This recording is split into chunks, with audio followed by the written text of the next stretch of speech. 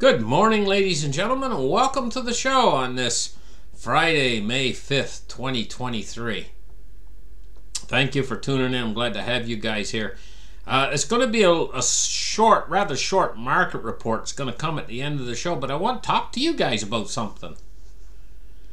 This is kind of hard to explain, but you know, traditional investing is still going on right now. But money is searching for a home. Big time. Liquidity, or what we call money, which is actually these paper monetary units, are running around right now trying to find a home. They're moving out of one bank into another bank, and they're moving into money market funds, and they're moving into CDs, and they're moving into all these different asset classes that are all dollar denominated. They're moving around really fast, trying to find a safe haven in this storm that's happening right now, this banking crisis that's getting out of control. And I knew this was coming. I didn't know a banking crisis per se was coming, but like a year or two ago when I was telling you guys that the Fed's going to break something if they try to raise interest rates, well, now it's become obvious what they've broken. And it's only going to get a lot worse. We're in the opening innings of this. So this money's starting to move around. Now I'm going to use an analogy to help to explain to you guys what's going to happen next with this money moving around, searching for a home within the system. Picture the Titanic.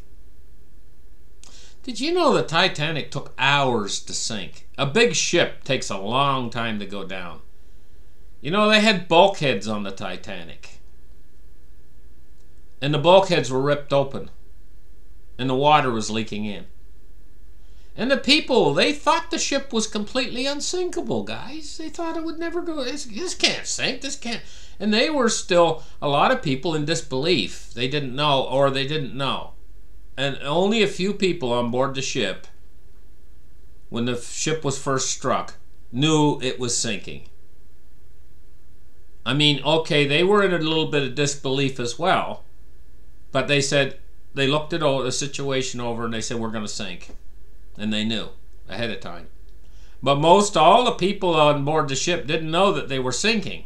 At what point, at what moment does everybody on board the ship know that the ship is sinking? Using this analogy to apply to our situation today. Because most of the people out there right now do not know that this financial ship is sinking. You guys know it's sinking. But you have an advantage because most of them out there don't know. And this is why the money's moving around right now within the system. Because they don't think the ship's sinking. They just think, okay, I need to move my money now because the banks are unsecure. They're like I don't know. I'm not certain. The money's very important to people. And when they hear, okay, this bank might be going down, they're like, okay, I got to get my money out of this bank because my bank is on the list of banks that are having problems. And so they move their money into someplace else where they can get maybe a little bit better yield or whatever. So money's moving around. But it's all still moving within the monetary system, within the part of the monetary system that's all governed by dollar-denominated assets. It's not moving into the, not in a big way, maybe a small way. It's moving into gold, silver, and cryptos, which are non-dollar denominated assets. But for the most part, the money is just moving from one place, like in the bank account over here at this bank, X bank.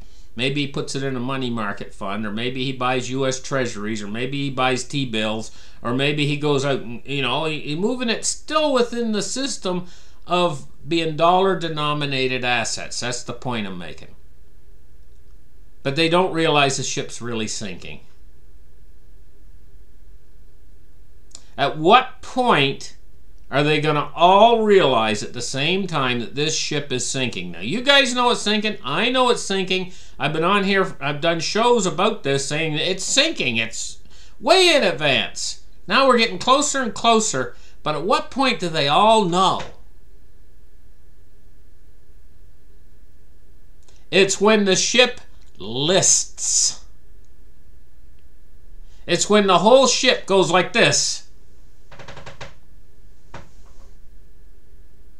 That's when they'll all know at the same time. So you guys are still ahead of them. But at a certain point, the ship's going to go like this.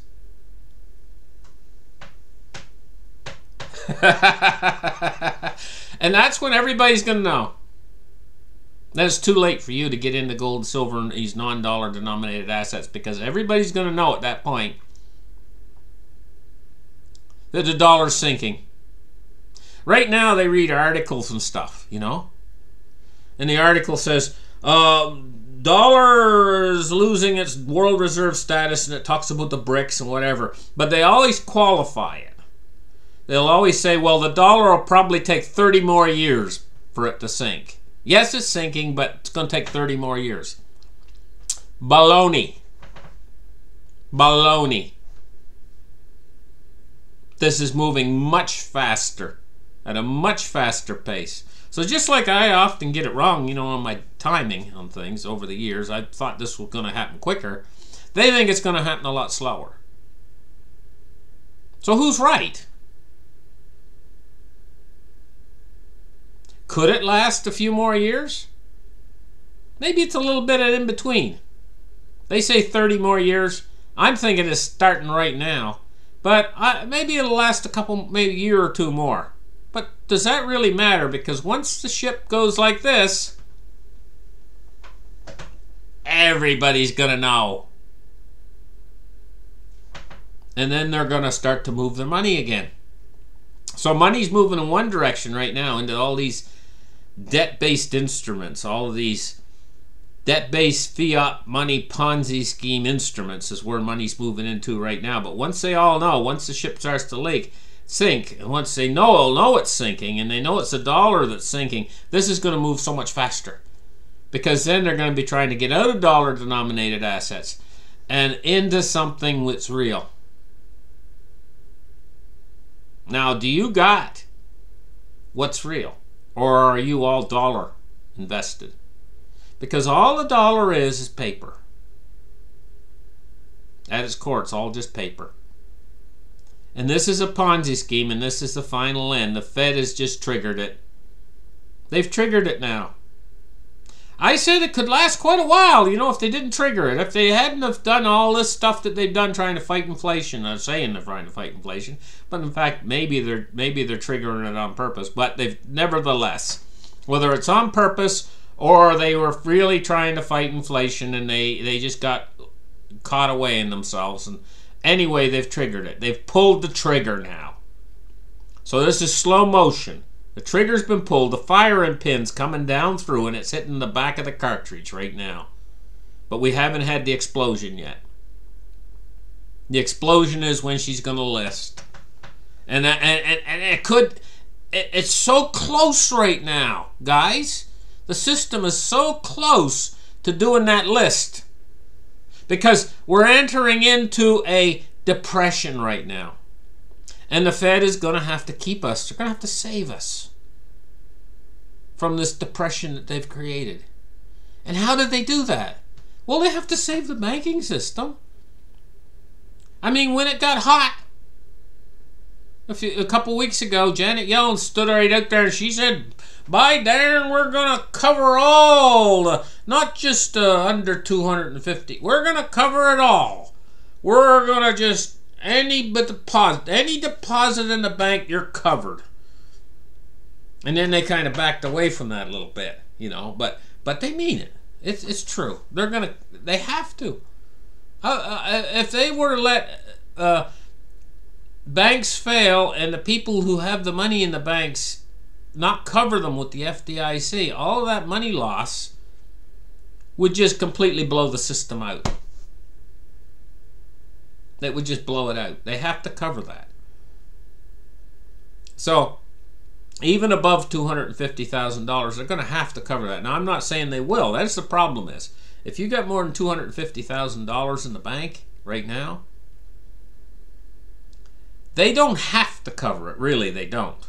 I'm saying they probably will. Because of the cost to them if they didn't. But now when these banks start to go down, they're more than likely gonna cover it. But I can't say for sure. So if you're over $250,000 in the bank, you're treading on dangerous territory because they don't really have to cover it if your bank goes down. That's why a lot of people are moving their money out and they're trying to get it into more secure places. They're not going to default on U.S. Treasury bonds. But you got to realize, if you invest in those U.S. Treasury bonds, it's going to sink with the dollar. As they bail the system out, the value of what you can purchase with that money that's in those Treasury bonds is going to sink, just like the rest of it's going to sink. Meanwhile, you're going to say, oh, I wish I got on the gold boat. Because the gold boat's not only is it not sinking, it's your lifeboat for this Titanic. And gold, silver, and cryptos is the only lifeboats. And you know, when the Titanic went down, they didn't have enough lifeboats.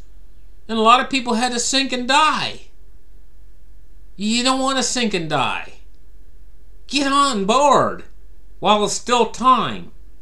Because when the ship lists, when she all goes like this, and everybody knows, where do you think they're going to go? First will come 2x for gold and silver, and then 3x, and then 4x. You want to double your money? Or are you going to sink with the fiat system? Choice is yours. But if you wait until she lists, until the system finally, so many banks go down and the Fed is trying to cover their assets, you know, and they're out there fanning money out this way and having emergency meetings left and right, and the system is cracking up and the dollar's losing value really fast because they're actually creating an inflationary scenario.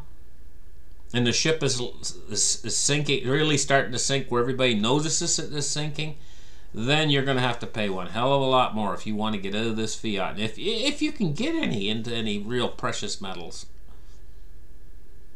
There might not be any available by that time. In fact, that's what I'm thinking. I'm thinking they're going to snatch it all up. Or if you are able to get some, it's going to cost you a hell of a lot more than it does now. Same way with crypto. So you can get in now or you can get in later. But I mean, this whole world's financial system of the West, why do you think the BRICS nations were separate? They saw this coming way in advance. They saw it in advance of my channel. I saw it about 7 years ago. But they probably saw it a dozen years ago or more. And they've been creating their own banking system. They've been creating their own equivalent of the SWIFT system. They've been stockpiling gold and silver. They've been doing all this stuff because when the Western banking system sinks and our currencies are in the West, and this is all the Western currencies, doesn't matter if it's the United Kingdom with your Great British pounds, doesn't matter if it's Canadian dollar, Australian dollar, it doesn't matter if it's the Japanese yen. It doesn't matter what you got. It doesn't matter if you got Swiss francs. It doesn't matter. The whole Western financial system, they're all linked into the dollar. And when the dollar goes down, it just works the same as Bitcoin. What happens to all these alt currencies when Bitcoin goes down? Seriously. All these alt currencies go down with it. Well, the Bitcoins, like the U.S. dollar, in the respect that when the dollar goes down, are all going to go down with it. And here it comes, guys. It's coming. It's coming fast. We're getting so close now. Now is not the time for you guys to be worried about how do I sell my silver? How am I going to sell my silver? I've heard that so many times. They'll pay me less than spot, and I paid a premium on it. Yeah, don't sell it now. You're selling it before the big boom. And yeah, no, that's the way with commodities and things. When they're down there low and cheap, nobody wants them. When they go to make their moonshot, then everybody wants it. So, yeah, we're going through a little bit of price fluctuations in gold and silver and in crypto.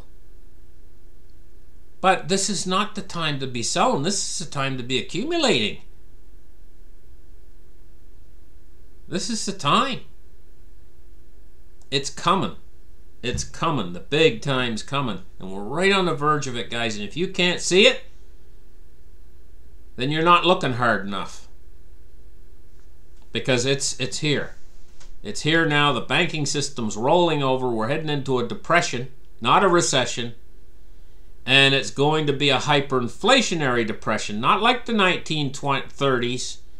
This is going to be a hyperinflationary depression. It's a totally different animal.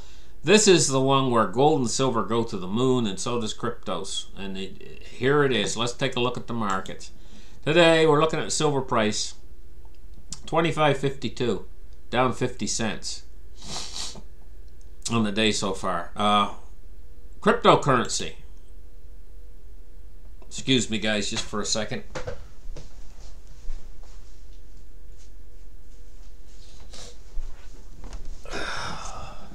Okay, I'm back. Anyway, cryptocurrency, 1207. We're looking at Bitcoin at 29,219 and Ethereum at 1945 today. So crypto's doing good. Crypto's crested 1,207 billion. So it had been in the 1100s. Now it's in the 1200s. So it's creeping up. Cryptos today. Dow Jones Industrial Average is up 423 points.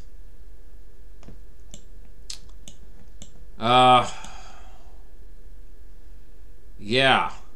Shot straight up earlier. 423 points. 33,551. Bonds and rates today. We're looking at rising yields. 10-year is up 10 basis points at 3.46, and U.S. 30-year is up 5.7 basis points at 3.77. Looking at the dollar index today is at 101.30.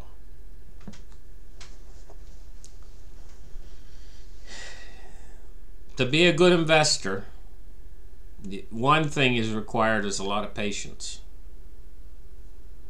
Another thing that's required is buy low and sell high. The problem with this is this hyperinflationary depression. If you're holding silver and gold and cryptos, is selling. It is going to be selling. Because even though silver might go up 10 times and rather quickly, when you sell it, then you're in fiat. And the fiat's going to be hyperinflating at a very fast pace. And so when you sell it, you're going to have to get into something else that's going to be of equal. It's going to be equal to it. Otherwise, or you're going to have to purchase something.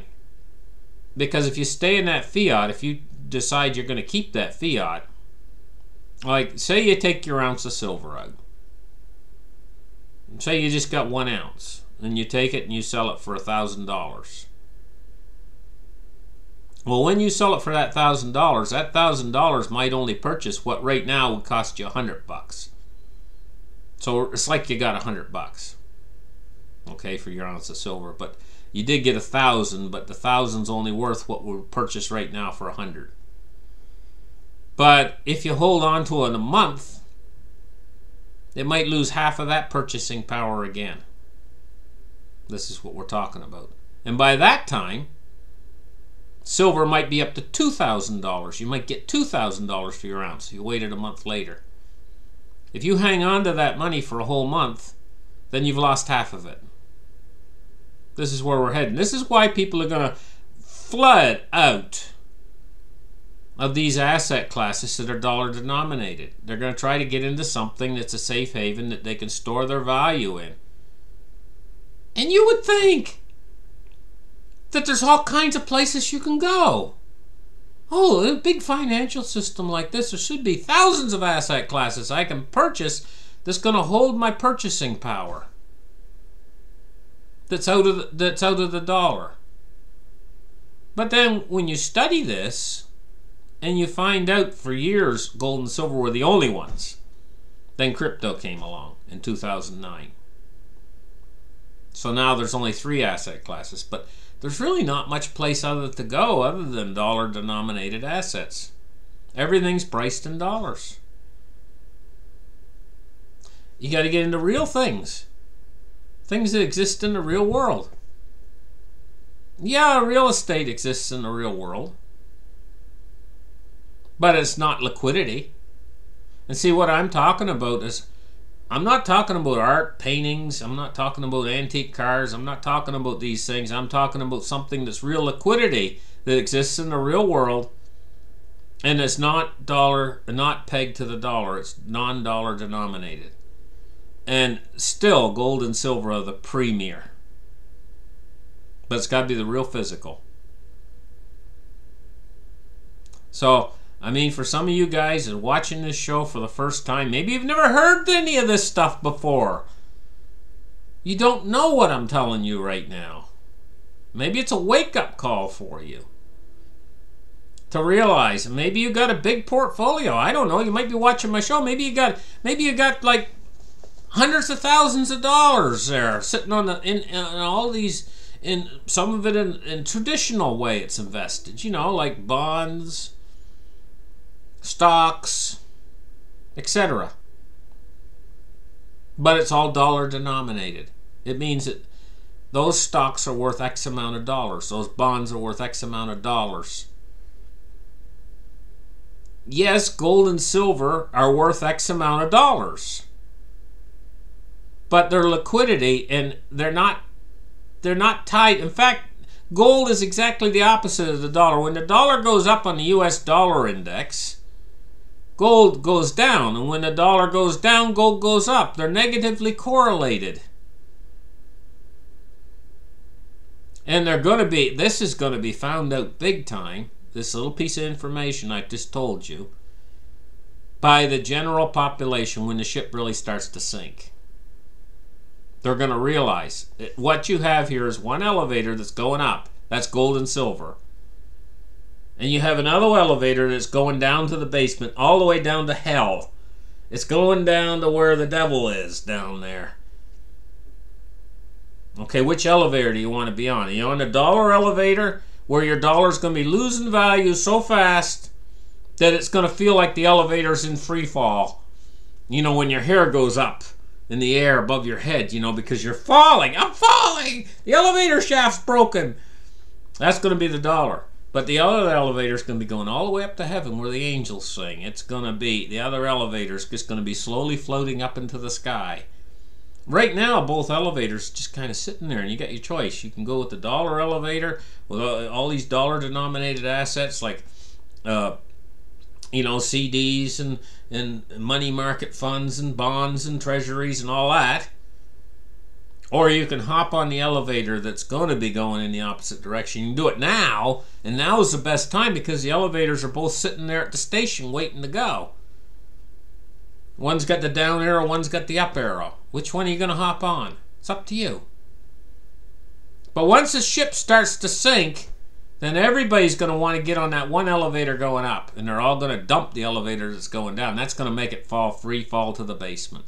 Anyway, enough talk about you guys. You guys, I think you got it. But you got to get it soon.